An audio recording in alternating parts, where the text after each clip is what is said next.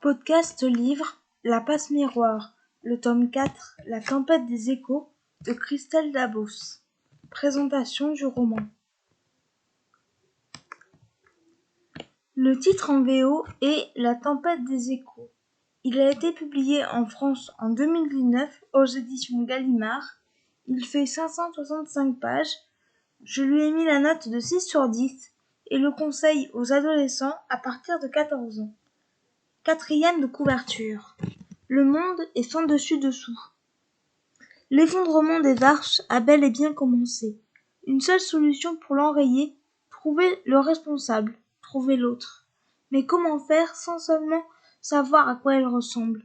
Ophélie et Thorn se lancent ensemble sur la piste des échos, ces étranges phénomènes qui semblent la clé de toutes les énigmes.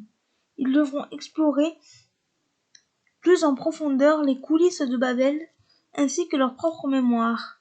Et pendant ce temps, sur Arcanter, Dieu pourrait bien obtenir le pouvoir qu'il convoite tant. De lui ou de l'autre, qui représente la plus grande menace? Ce que j'ai pensé de ce roman. Ce roman est le dernier tome de cette série, et je suis assez mitigée. Vu qu'il s'agit d'un dernier tome, je ne vais pas vous parler du résumé pour ne pas vous gâcher la surprise. Les personnages sont intéressants, même si les deux protagonistes principaux m'ont un peu agacée. Ophélie est une jeune femme qui prend de plus en plus confiance en elle. Elle se bat pour ses convictions. Malgré tout, je n'ai pas vraiment compris ses réactions quand, par exemple, alors que dans les romans précédents, elle ne voulait pas avoir d'enfant, tout d'un coup, elle souhaite en avoir. Sa relation avec son mari évolue. Thorn, le mari d'Ophélie, change de comportement.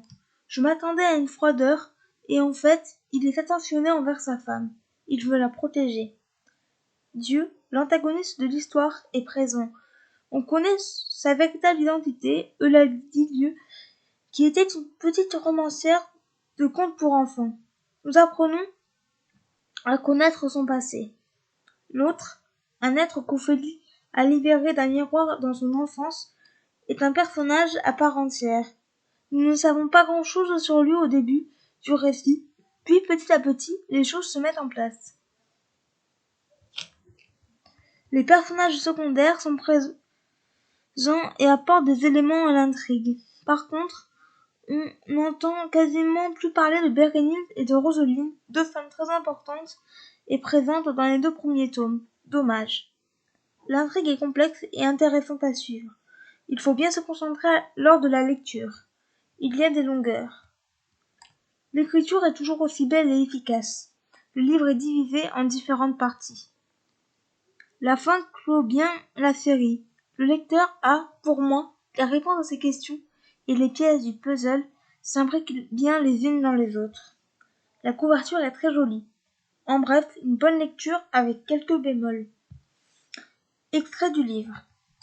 Non, au fond, Ophélie n'était véritablement ni petite Artémis, ni Madame Thorn, ni Eulalie, ni l'autre, ni même Ophélie, parce qu'elle était tout cela à la fois et bien plus encore. J'ai aimé les personnages, l'intrigue, l'écriture, la fin et la couverture. Je n'ai pas aimé le fait que l'on ne voit plus certaines personnes, les longueurs.